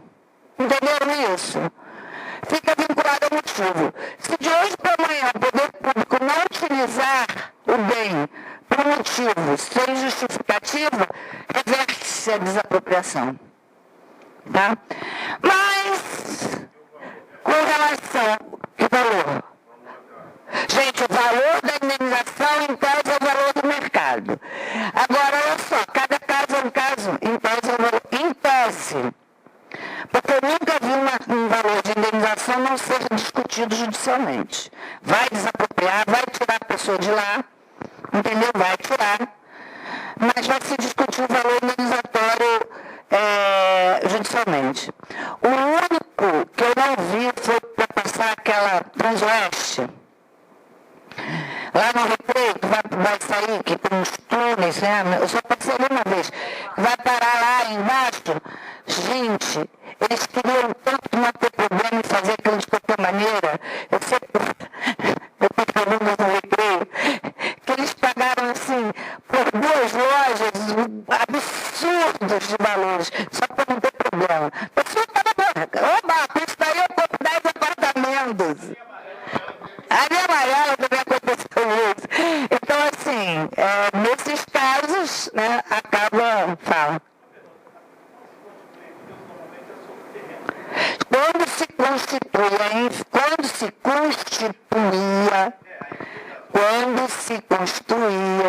a EFTEUSE era sobre terras que não se produziam nem eram edificadas. Sim. A indenização das benfeitorias. Transmite tudo.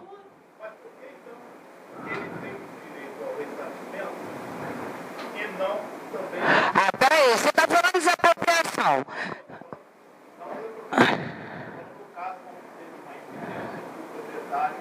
Gente, a EFTEUSE é perpétua. É perpétua. Ela é perpétua. Pô, gente, não, aí está complicando. Porque vocês estão esquecendo que a EFTEUSE é perpétua. Ela é perpétua, ela é perpétua. Constituiu a EFTEUSE lá há 30 anos atrás.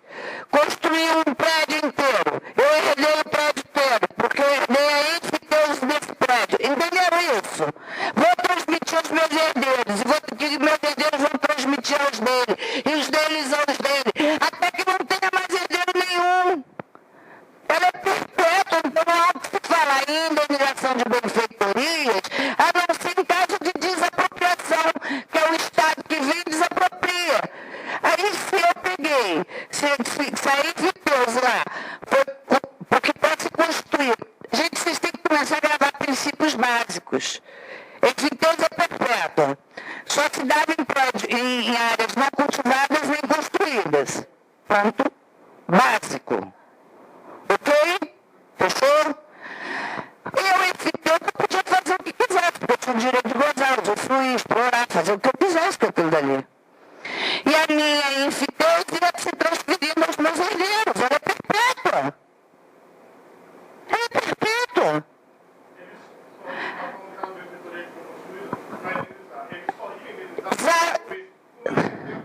Não tem que indenizar. Está transferindo. Você conseguiu entender isso? Oi. Oi, fala. Deixa eu sentar um pouquinho aqui porque eu estou ficando cansada. Sempre está lá. Uma mancha obrigada, uma mancha contínua na escritura, uma mancha contínua na escritura. Sempre está lá. Né? Eu vou transferindo, ela sempre vai estar lá, em infiteusi. Tá bom, gente? O que eu falei de indenização, que vocês estão confundindo, a indenização de benfeitorias, é em caso de desapropriação. O poder público foi lá e desapropriou aquele prédio. Tem um prédio lá que sobre ele recai em infiteusi. Ok? Tá certo? O poder público resolveu que vai passar uma estrada ali e desapropria aquele prédio. Ok?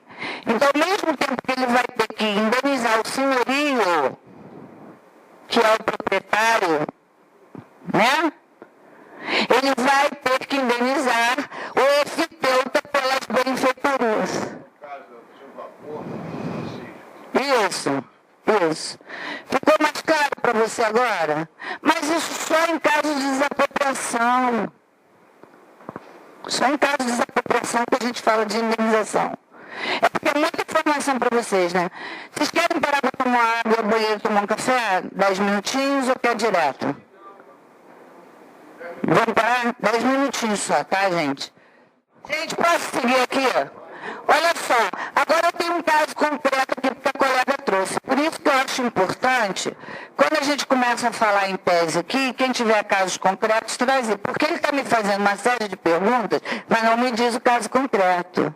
Aí eu fico falando em tese aqui, e em tese eu falo genericamente. Não, então a colega ali tem um caso em Botafogo, não? Olha só, e foi o que eu falei para ela, que a gente está comentando, que é importante, aí é importante conhecer o Instituto, porque a infiteuta ela é constituída por contrato. Não existe, nesse caso, contrato de fato. Até porque a infiteuta ela tem que ter RGI. Quando você me disse que não tem nada assinado e que não tem registro da infiteuta, peraí, uma subefiteuta, é uma subefiteuta. Então esse contrato não está assinado, é uma subefiteuta. Você tem um infiteuta originário? Você conseguiu localizar? Tá bom. Então, assim, o que vai acontecer? Eles vão perder no STJ, até porque, a probabilidade de perder, vamos botar assim, a probabilidade de perder é alta, já perderam em primeira instância, segunda instância, STJ é a última instância, como não é matéria constitucional, porque a Constituição não trata disso, para no STJ em recurso especial. Então, assim, a probabilidade deles perderem é grande, até porque os juízes, pelo menos os que eu conheço, eu já sou antiga na área, odeiam o Instituto da infiteuta. Odeiam. Não. Eles moram na praia. Não, porque é um instituto anacrônico. Vou repetir, essa coisa perpétua, porque tem a coisa da perpetuidade. Sabe, essa coisa perpétua é muito louca, porque como é que você faz? Você faz o seguinte, há 300 anos atrás, 200 anos atrás, você constitui alguma coisa, e aí a gente vai, as gerações futuras vão ficar pagando anos disso. Pois é, que tem uma diferença de vitalício para perpétuo, tá? Vitalício termina com a morte morte da pessoa, né? Perpétuo não, perpétuo vai se transmitindo. Como é direito real, fala.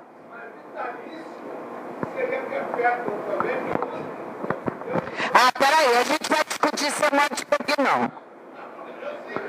Não, por favor.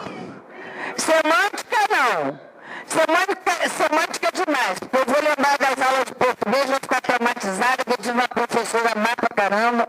Fala.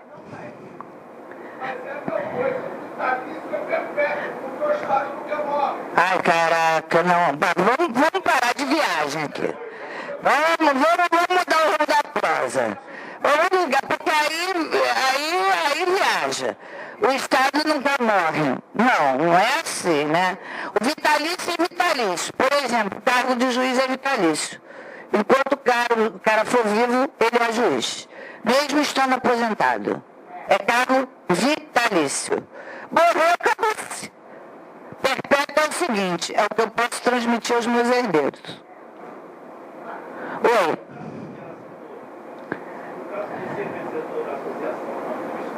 Sim.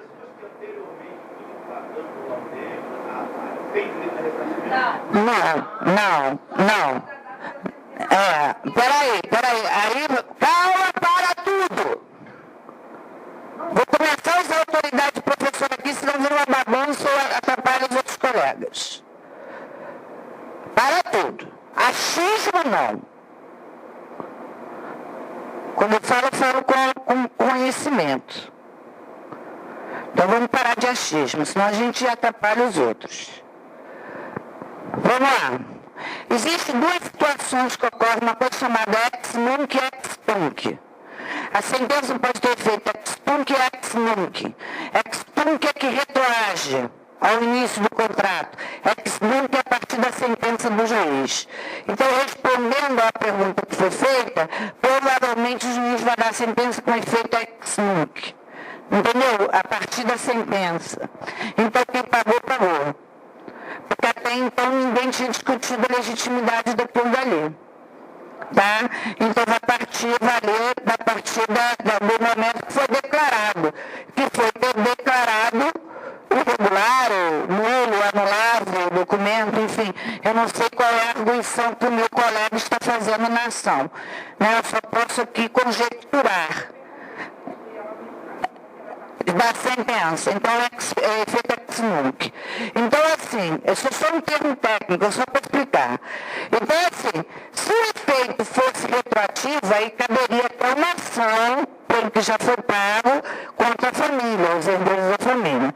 Mas isso geraria um fato social tão prejudicial, seria tão ruim, tão complexo, que provavelmente nenhum juiz daria esse efeito retroativo. Aí entra a história da proporcionalidade, da razoabilidade, vamos ser razoáveis. A coisa está estabelecida. Foi a Associação de Moradores agora que questionou isso. Não é você criar uma insegurança jurídica para algo que já tinha, você vai criar um fato social nada agradável. Você está falando de todo o bairro de Botafogo. Todo o bairro de Botafogo é muita coisa, né? É muita coisa. Então, assim, provavelmente nunca o juiz daria com efeito retroativo. É uma parte grande. Pronto, uma parte grande. Tá? Então, assim, é só para não deixar sem resposta a pergunta aí, para a gente, né, vamos começar. Eu sei que vocês não são estudantes de direito, mas é que eu acho que o corretor agora devia saber tudo de direito, porque vocês lidam com essa área do tempo todo. Então, tem determinados princípios que vocês têm que saber aqui, ó, na cabeça. E aí, mais uma vez, eu parabenizo de verdade o Clécio por esse trabalho é sensacional. É sensacional o que o Clécio está fazendo. Né? Sem cursos que normalmente seriam caríssimos, eles oferecem para vocês. Vou estar fazendo jus à anuidade que vocês pagam, porque a OAB não me dá nada. Né? Me dá uma salinha no fórum para usar o computador.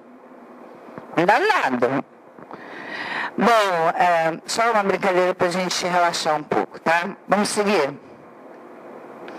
No direito de superfície, então a gente já tem ali na cabeça, nossa cabecinha, o que é enfiteuse, como é que ela se constitui, que ela se constitui através de contrato, não é isso? Que ela é perpétua, que ela é perpétua, que ela é perpétua, ela se transmite por sucessão, não é isso? A gente já sabe disso tudo. Agora vamos ver o que é direito de superfície. E a gente sabe também que não se pode constituir novas enfiteuses. Desde 2002, 2003, quando o Código entrou em vigor, não se pode constituir novas enfiteuses.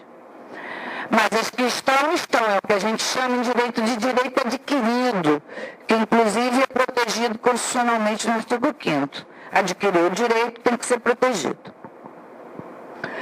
No direito de superfície, o proprietário é denominado de fundeiro. Ele poderá conceder o direito de superfície ao superficiário, mas não tem caráter perpétuo. Olha a primeira mudança. Direito de superfície não é perpétuo. O superficiário terá direito de fruição de uma obra ou plantação. Já o proprietário mantém a fruição do solo e do próprio terreno, enquanto não for iniciada a obra ou plantação pelo superficiário. Ok, gente? Entenderam? Precisa explicação detalhada? Não, acho que está bem explicadinho. Só em saber que não é perpétuo, a gente já fica mais, né? Foca. É perpétuo? É enfiteuse. Não é perpétuo? Então é direito de superfície. O superficiário terá a propriedade da obra que construir ou da plantação que efetivar. O proprietário mantém a sua propriedade do solo e ou terreno. Então, assim, olha que coisa bonitinha. O superficiário terá a propriedade da obra que constitui ou da plantação. Nós vamos ter propriedade em duplicidade aqui. Muito doido isso, né? Mas é assim. Então, o superficiário ele vai ter a propriedade da obra que construir ou da plantação que ele fizer, e o proprietário, o fundeiro, terá a propriedade do solo ou terreno. Um detalhe importante é, presume-se sempre uma expectativa de aquisição da obra pelo proprietário. Isso é uma observação importante. Então, o proprietário, ele pode se tornar, adquirir a obra ou a plantação que for feita. Entenderam isso? Tornando-se proprietário daquilo dali. Extinta a concessão, se não houver cláusula contratual em contrário, o proprietário passa a ter a propriedade plena também sobre a construção ou plantação. E há direito de preferência tanto do proprietário quanto do superficiário na hipótese de alienação dos respectivos direitos. Vamos começar com essas diferenças.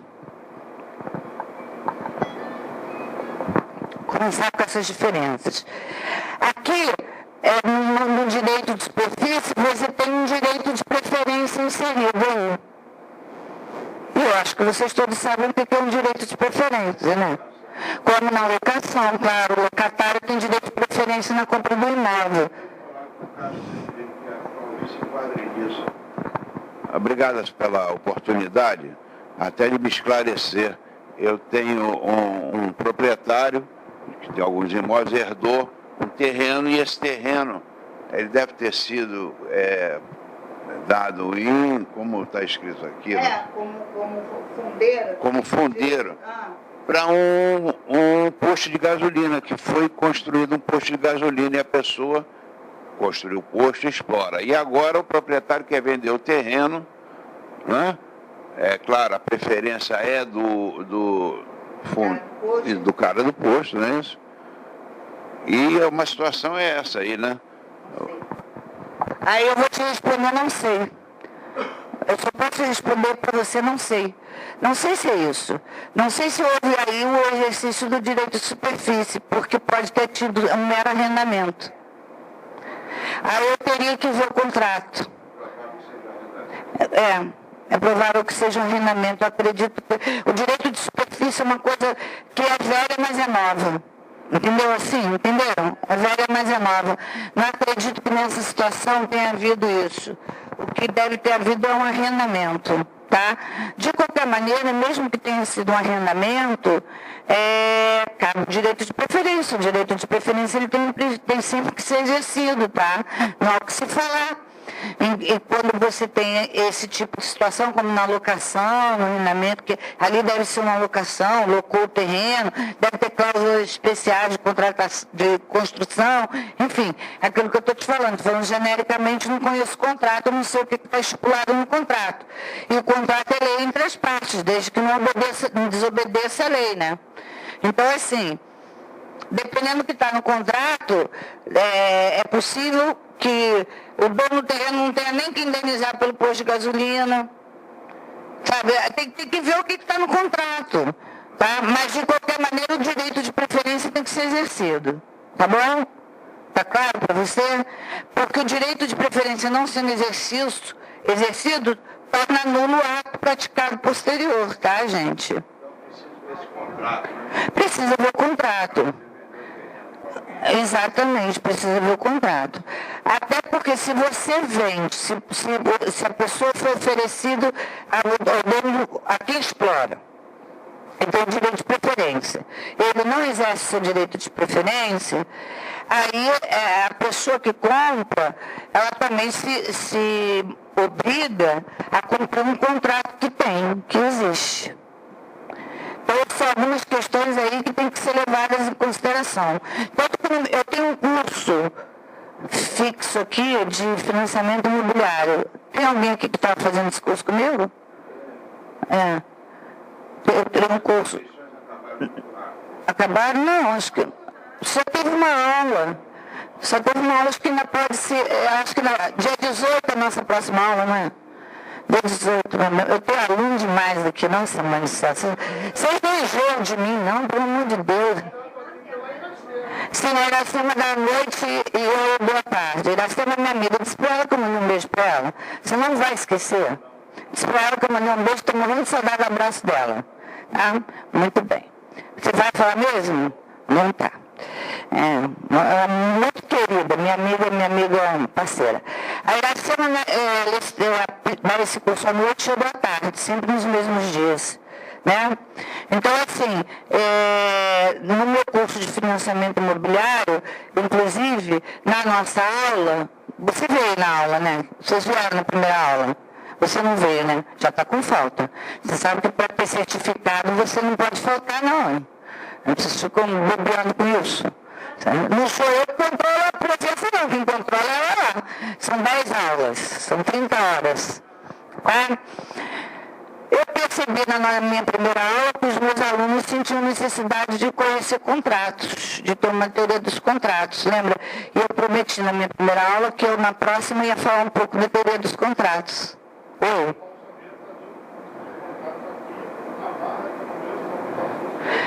É contrato... Não, é daqueles documentação. É prática em documentação. Não é isso que eu dou do financiamento imobiliário. Então, o financiamento imobiliário engloba obrigações, desapropriação, vocês vão ter lá a ementa. E eu percebi que os meus alunos precisavam ter um conhecimento de teoria do contrato, tanto que na próxima aula, dia 18/5, que já está pronta a aula, eu vou ensinar para vocês um pouquinho de contratos, para poder entender, né? Porque vocês precisam entender de teoria do contrato, um pouco de teoria dos contratos, né? Função social do contrato, porque agora até isso, tá? Porque com a Constituição que está em vigor, o contrato também tem uma função social agora. E em cima desse debate de função social do contrato, um bom advogado anula esse contrato de enfitoso ou subenfitoso fácil. Não é difícil, não. Então, vamos lá. Respondi vocês, deixei alguém sem resposta? Não. Então, vamos lá. Bom, já falei que mantém, bora lá. Como na IFTEUS é possível o pagamento periódico ao proprietário pelo superficiário? Esse pagamento é denominado de canon superficiário. Mas o pagamento não é condição sine qua non, sem a qual não, tá? Eu só botei assim para ficar um pouco mais bonitinho. Para a configuração do direito de superfície, que pode vigorar mesmo sem onerosidade. Enquanto a enfitese ela é sempre onerosa, o direito de superfície pode não ser oneroso. Tá bom, gente? Fica! Eu estou te falando, os institutos, eles se parecem, né? Você vai usando analogicamente, né? Só que o comodato eu posso extinguir a hora que eu quiser. O comodato se faz por contrato, mas eu posso extinguir o comodato. O comodato é um empréstimo. Comodato, empréstimo. Tá, gente? Empréstimo. E com detalhe, o comodato ele tem que ser sempre gratuito, porque se ele é não oneroso, entra como aluguel. Aí entra outra história. Oi. Se o direito à superfície é um direito real, quem vai ser o louco que vai poder dar o comodato? Ele não dá o comodato. Meu bem, eu não sei quem é o louco, é outra história, né? Aí, assim, não é porque o instituto existe que ele está ali, tá, gente, que vai ser usado. Ok? Você conhece algum instituto dele? Se eu conheço alguém que seja... Não conheço. Não conheço. Tá? Não sei de nenhum caso concreto. Ok? Não sei de nenhum caso concreto. Agora, até porque esse direito de superfície, ele pode ser substituído por outros contratos, né, como arrendamento, comodato e tal. Só que com detalhe com relação ao comodato, muito importante, comodato é contrato de empréstimo, ok, gente? De mútuo. Empréstimo, nesse caso, não oneroso. Se ele é oneroso, se você paga pelo comodato, na verdade você entra na lei de locação. Porque tem gente doida que faz isso. Porque como o comodato ele pode se extinguir a qualquer momento, basta que eu notifique com 30 dias de antecedência, e aí a ação, aí tem uma esperteza jurídica nisso daí no comodato, tá? Tá chato para vocês ouvirem isso? Então vamos lá. Há uma esperteza jurídica no comodato. No comodato, se ele é por prazo determinado, fim do prazo e a pessoa não sai, eu entro com uma reintegração de posse. E o juiz dá uma liminar. Sem ouvir a outra parte, porque é considerado posse nova. Eu vou lá e tiro a pessoa. Se o comodato é por prazo indeterminado, eu notifico, faço uma notificação por cartório ou por AR, dá um prazo de 30 dias para a pessoa desocupar. Se a pessoa não desocupa em 30 dias, eu entro com uma ação de reintegração de posse, o juiz vai dar uma liminar. E eu vou tirar a pessoa de lá. Diferente de uma ação de despejo. Uma ação de despejo, dificilmente o juiz dá uma tutela antecipada. Não dá. O juiz não dá por causa do artigo 6º da Constituição da República. O artigo 6º da Constituição da República fala do direito de moradia. Então, muita gente diz, porque o contrato de locação, você entra com ação de despejo, rapidinho o juiz decreta o despejo. Não decreta mais. Uma ação de despejo hoje pode levar 2 anos. Por falta de pagamento. Olha só. Aí depende de que lado eu esteja advogando. Se eu estiver advogando para o locatário, mas se você me fez uma pergunta, né? É como meus alunos, eles têm que fazer um trabalho que eu determinei para eles, né? Então eles vão ter que fazer um debate, eu dei 4 temas para eles. E aí, um é sobre cotas raciais, outra ações afirmativas, outra Bolsa Família e outra aluguel social. Né? Vocês já perceberam que eu transito nessas áreas, assim. Aí uma aluna perguntou para mim, professora, difícil é ser contrária a algo que eu acredito. Eu falei, meu bem, você vai ser advogada. Tem que ter argumento para os 2 lados. Bom, não tem jeito, você tem que aprender, tem que deixar suas crenças de lado e aprender a defender nos termos da legislação, pô. Né? Então não é... Então, assim,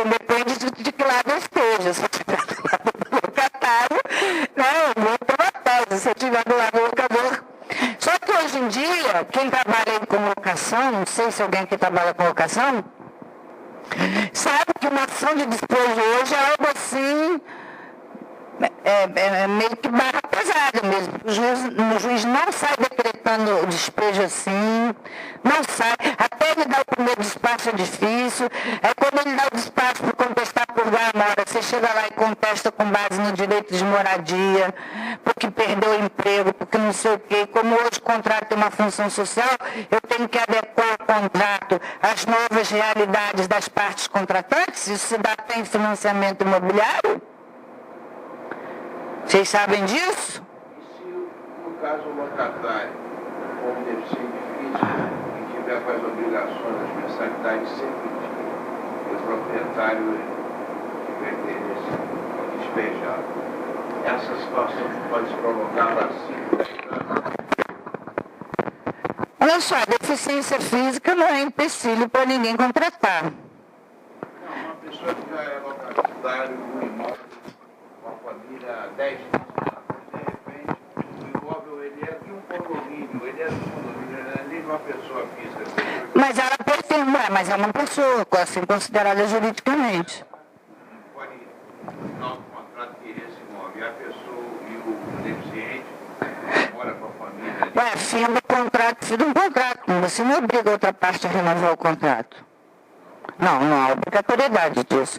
Eu posso distinguir uma forma de extinção dos contratos é quando eles se resolvem.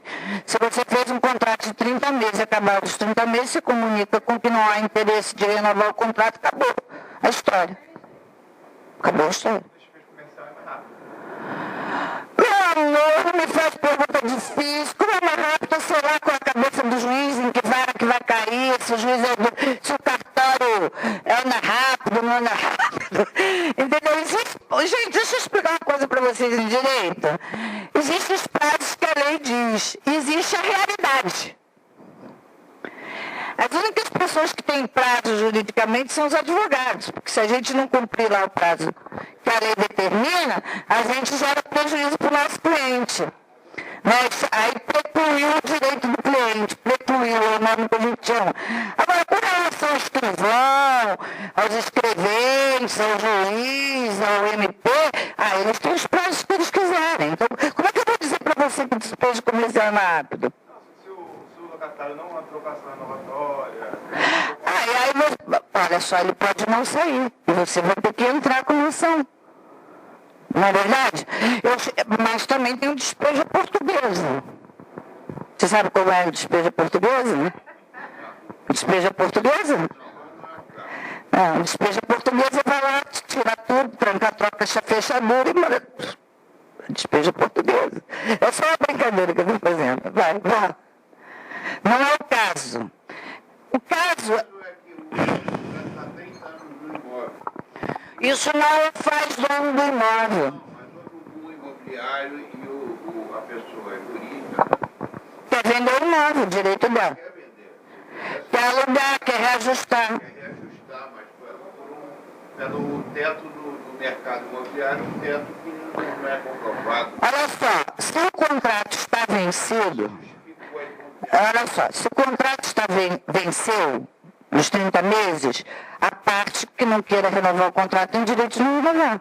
É só comunicar com 30 dias de antecedência ou o prazo que estiver estabelecido no contrato. Se não tem prazo estabelecido no contrato, vale o prazo da lei 30 dias. E aí coloca outra pessoa no lugar, aluga para outra pessoa. Você tem que sair. Você sai e aluga para o preço que quiser. Sim, é o direito dele. Mas não tem uma lei especial para deficiente físico? Claro que não tem lei especial nenhuma para deficiente físico. Não. Ele tem acesso a algumas coisas, mas não se ele é plenamente capaz de contratar, ele é plenamente capaz de contratar. O contrato não tem nada a ver com a deficiência dele, física. Não existe nenhum privilégio nesse, porque seria um privilégio. Facilidade de acesso para o seu imóvel no térreo. Isso não o torna proprietário do imóvel. Locação é uma coisa, propriedade é outra. Isso, em hipótese nenhuma, sensibilizaria um juiz. Não vai sensibilizar. Entendeu? Não vai sensibilizar. É o direito de propriedade dele. Porque temos ali um contrato legítimo, pelo que me consta, de locação com todos os requisitos a ele inerentes. Vamos seguir aqui. Bom, o direito de superfície permite tanto quanto a enfiteuse, a alienação e a sucessão. Então, o direito de superfície eu também posso alienar, como na enfiteuse eu também posso alienar, e a sucessão. Uma vez feito, é o direito de superfície, através de contrato, sem esquecer que ele não é perpétuo, ele vai também se transmitir aos meus herdeiros em caso de minha morte. Estou falando, já estou me colocando como alguém que tem direito de superfície. Logo eu que não quero nem ser integrado. Se não se confunde com usufruto, também não há por que comparar o direito de superfície com o arrendamento. É bem interessante porque alguém falou em usufruto e arrendamento. Direito de superfície é uma coisa, arrendamento é outra e usufruto é outra. São institutos jurídicos diferentes. Tá? Necessariamente o arrendamento é oneroso e tem caráter obrigacional. Quando eu arrendo alguma coisa, eu estou alugando esta coisa, Então eu tenho que pagar por isso. Pagar, ele é oneroso. Tem caráter obrigacional, porque faz financiamento comigo, imobiliário está tendo obrigações. Está na fase de obrigações, já denunciou as obrigações. Né? Caráter obrigacional. Não há, portanto, no direito real, como no direito de superfície. Tá? O arrendamento não é um direito real. Eu não transmito os meus herdeiros o arrendamento. Eu dou direito de preferência a eles de continuarem no imóvel até o fim do contrato. Isso sim. Entendeu? Mas eu não transmito o arrendamento.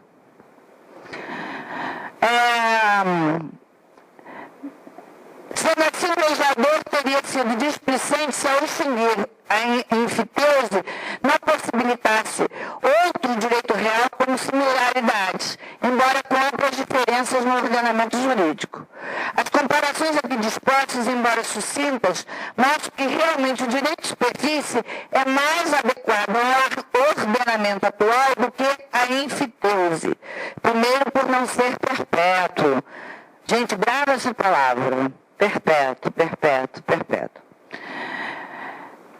Segundo, pode maiores possibilidades em um objeto, inclusive de adequação à política urbana dos municípios. Terceiro, por não ter caráter obrigatoriamente de onerosidade. Então, olha só, porque eu posso dar o direito de superfície e não receber nada por isso, né? Enfiteuse sempre tinha que receber. No arrendamento, ele é oneroso sempre. Arrendei, estou alugando, eu recebo uma contraprestação. Tá bom, gente? O usufruto é outro instituto jurídico que se estabelece por escritura pública. Tá certo? É outra coisa totalmente diferente. Bom, há um exemplo prático do uso do direito de superfície na política urbana, inclusive como ferramenta empresarial, diz Carlos Roberto Gonçalves, que, pelo novo instituto, uma pessoa cujo terreno não seja apropriado para a construção que pretende erigir, pode permutar o uso do solo temporariamente, mantendo a propriedade deste com outra pessoa que possua terreno que atenda às suas necessidades, cedendo, por outro lado, a esta que nele tem interesse o direito de superfície de seu imóvel. O próprio Carlos Roberto Gonçalves aprofunda o seu exemplo. Assim, o proprietário de um terreno localizado na zona central, próprio para a edificação de um prédio de escritórios, mas que deseja investir na construção e montagem de uma fábrica, pode permutar o uso do solo de seu imóvel com o de um terreno localizado na periferia da cidade, cujo proprietário tem interesse em construir um prédio de escritórios. Tal exemplo seria impossível na enfiteuse. Acho que deu um exemplo que ficou legal. Né? Bom, Constituição da República Federativa do Brasil. Vale ressaltar que a Constituição da República de 1988, ao fortalecer sobremaneira a função social da propriedade, exigia a adequação do Código Civil a tal quesito. Esta adequação alcançou inclusive a enfiteuse, limitada em seu objeto e na sua perpetuidade. Na verdade, a Constituição da República diz que nada é perpétuo. A gente não tem nem prisão perpétua no Brasil. Em suma, trocar a enfiteuse pelo direito de superfície foi também uma adequação à função social da propriedade. Aquilo que eu venho falando, função social da propriedade, função social da propriedade. Claro que, em termos práticos,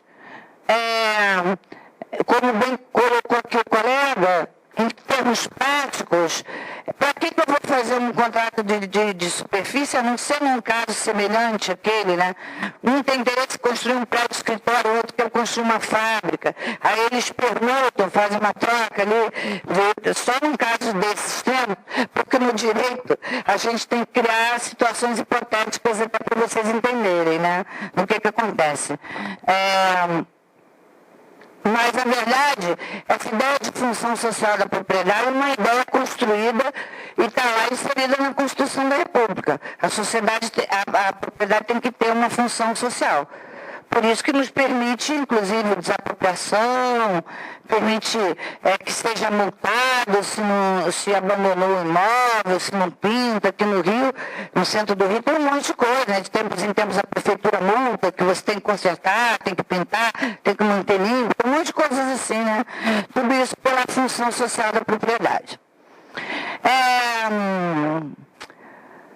Bom, então a adequação à função social da propriedade dando mais possibilidades para que o imóvel fosse explorado economicamente por outrem. Ocorreu justamente a adequação da legislação às necessidades sociais, hoje enfatizadas na necessidade de avanço nas políticas urbanas e fundiárias em todo o país. Bom, aqui a gente encerra, porque eu vou continuar em enfiteuse, é um direito real, está lá a legislação, esse material vocês vão receber, nós já vimos o que é enfiteuse, agora eu abro para perguntas.